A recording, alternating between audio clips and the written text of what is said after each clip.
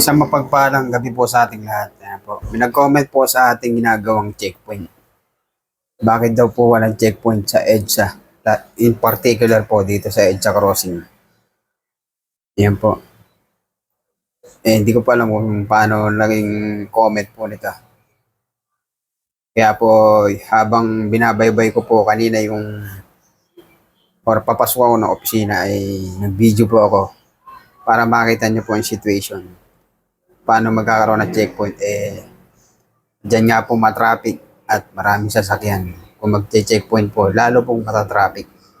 At lalong maraming mainis na mga pedestrian, lalo na mga nag-aabang at yung mga naglalakad dyan sa pedestrian lane dyan sa EDSA. Kaya panoorin niyo po yung video na ating ipin-repair. Yan, wala po tayong checkpoint dyan sa EDSA. Pero meron po tayong police visibility or yung physical presence po ng ating kapulisan. Lalo na kung medyo matraffic dyan o yung mga tumatawid na tao, ay sila na po nagtatawid.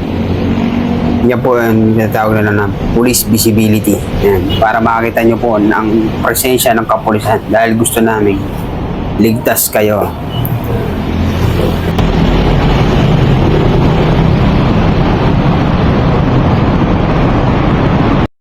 Yan po itsura ng EDSA crossing pagka naka-stoplight.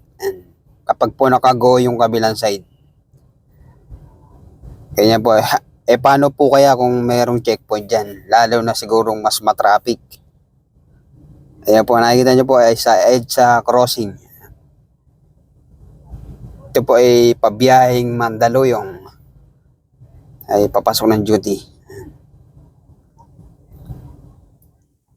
Dito po maraming stoplight po rito.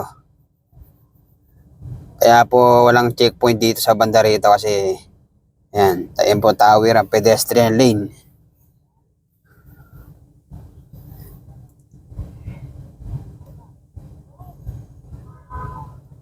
Kaya yan po isang dahilan kaya po may checkpoint.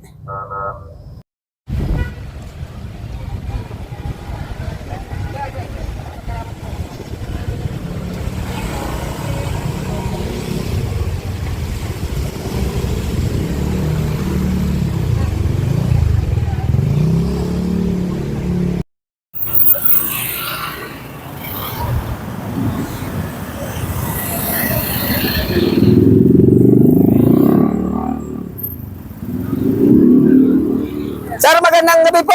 Checkpoint lang po tayo. Pwede pa tabi lang po, sir. Bukas na lang po yung ilaw, sir. Dito lang yan. Okay na yan, sir. Diyan na po. Dapat lang po ng license, sir. License po.